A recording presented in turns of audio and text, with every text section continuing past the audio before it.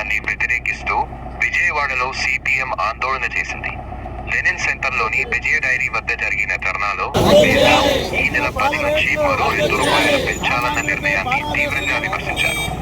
ఏప్రిల్లోనే పాలను లీటర్పై రూ. 2 పెంచాలని 4వ నెలలు కూడా పూర్తి కాకముందే మళ్లీ ధరలు పెంచడం అన్యాయమని నేతలు విమర్శించారు. హెరిటేజ్, ప్రైవేట్ డైరీల కోసం విజయ డైరీని పనిచేస్తున్నారని సిపిఎం రాష్ట్ర నేత సిహెచ్ బాబురావు ఆరోపించారు. విజయ డైరీ ఆస్తులపై ప్రభుత్వ పెద్దలు కన్నేశారని కూడా ఆయన విమర్శించారు. కృష్ణా పాల సంఘాల సంఘంపై టీడీపీ నాయకుల పెద్దలు అక్రమమని విమర్శించారు.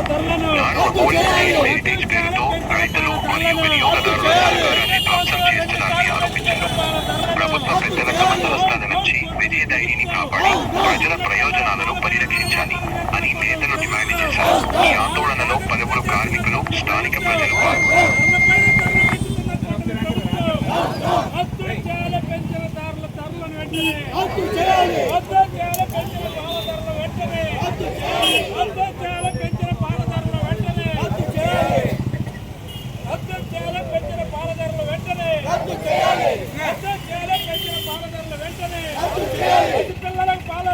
పాలన దూరం చేస్తున్న కూటమి ప్రభుత్వం, అతి పిల్లలకు పాలన దూరం చేస్తున్న కూటమి ప్రభుత్వం పాల ఉత్పత్తులు పెంచుతున్న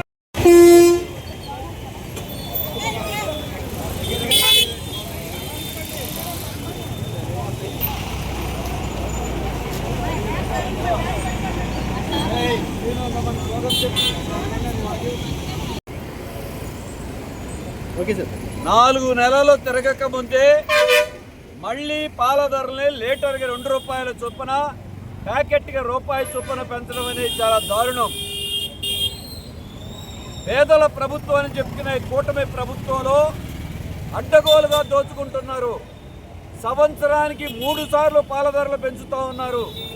నిత్యావసర వస్తువుల ధరలు అందుబాటులో లేవు. బియ్యం రేటు కిలో 10 రూపాయలు పెరిగిపోయింది.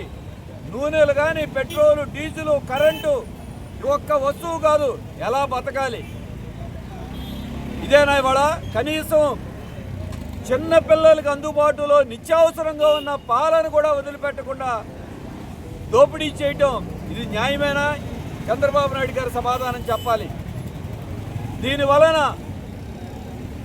నెలకి 36 కోట్ల రూపాయలు, సంవత్సరానికి 36 కోట్ల రూపాయలు ఈ రోజున భారం పడుతుంది. రోజుకి 5 లక్షల లీటర్ల పాలు అమ్ముతున్నారు. ₹2 చొప్పున 10 లక్షలు పడితే ఒకసారి కాదు 3 సార్లు అంటే ఒక్క సంవత్సరంలో పాల మీదే 100 కోట్ల రూపాయలు. ఇందులో అత్యధిక భారం పడేది విజయవాడ, ఉమ్మడి కృష్ణా జిల్లాలో. మరి ప్రభుత్వం విజయ డైరీని విజయవాడలో ఉన్న 1,50,000 మంది రైతుల పెట్టుబడితో పెట్టిన మిల్క్ యూనియన్ని నాశనం చేయటం కోసం కూటమి ప్రభుత్వం కుట్ర పనింది. చంద్రబాబు నాయుడు గారు, లోకేష్ గారు కలిసి వాళ్ళ సొంత హెరిటేజ్ యొక్క లాభాల కోసం ఈ సంస్థల్ని మోతేయటానికి సిద్ధపడుతున్నారు. ఏదైనా వాళ్ళ సొంత ఎస్టేటా?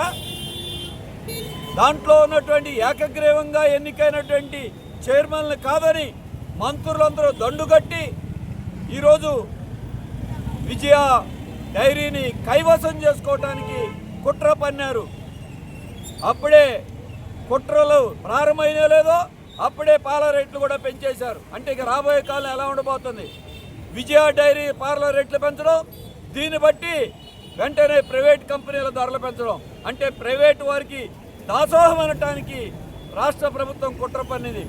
విలువైనటువంటి ఆస్తులు ఉన్నటువంటి మ్యాక్స్ సొసైటీ కింద నడిచేటువంటి దీని మీద తెలుగుదేశం పెత్తనం ఏంటి? మంత్రివర్గ పెత్తనం ఏంటి? ఇది కోఆపరేటివ్ సంస్థ, ప్రభుత్వ సంస్థ కాదు, తెలుగుదేశం పార్టీ సంస్థ కాదు. ఇటు రైతుల యొక్క పెట్టుబడితో రైతుల సహకార సంఘంగా ఉండి సామాన్యులకి పాలనను అందిస్తూ ఉంటే రేట్లు పెంచేయటం, దాని మీద అవినీతికి పాల్పడటం, దీన్ని కబ్జా చేయటం, వాళ్ళ కంట్రోల్లో తీసుకోవటం, దీన్ని నాశనం చేసి ఇప్పటికి రాష్ట్రంలో ఉన్న సహకార పాల సంఘాలన్నీ నాశనం చేసేశారు. గతంలో అమూల్ పేరుతో నాశనం చేయడానికి ప్రయత్నం చేశారు. ఇప్పుడు హెరిటేజ్ కోసం ఈ కృష్ణా జిల్లా యూనియన్ని దెబ్బతీస్తూ ఉన్నారు. ఇంతకంటే దారుణం ఇంకేముంది? మరి వాళ్ళ మంత్రులు మీరు మిల్క్ యూనియన్లో చైర్మన్ పదవి కోసం మంత్రులందరూ వెళ్ళారు కదా. ఇవాళ ఇక్కడ దీని మీద మీరే బాధ్యులు. ఈ పాల ధరల పెంపుదలకి కారణం చంద్రబాబు నాయుడు గారు, లోకేష్ గారు, కూటమి ప్రభుత్వమే. దీన్ని ఆపాల్సిన అవసరం ఉంది. కృష్ణా జిల్లా మిల్క్ యూనియన్ని కాపాడాల్సిన అవసరం ఉంది. లేకపోతే మాత్రం ఊరికినది లేదు. అందుకే ధరల్ని వెంటనే ఎల్లుండి పెంచకుండా ఆపండి. ఈ సహకార సంఘాన్ని ఆపండి. తెలుగుదేశం నుండి దీన్ని ఈ బారి నుండి కాపాడండి. లేకపోతే రేపు ఇది కూడా మిగిలేటువంటి అవకాశం లేదు. ఇది ప్రజల సంస్థ, సహకార సంఘం. అందుకే ప్రజలే అప్రమత్తులై ఉండాలి. దీన్ని కాపాడుకోవాలి. ఈ తెలుగుదేశం పెద్దలు చేస్తున్న కుట్ర నుండి కాపాడుకుని రేట్లు తగ్గించాలని డిమాండ్ చేస్తున్నాం.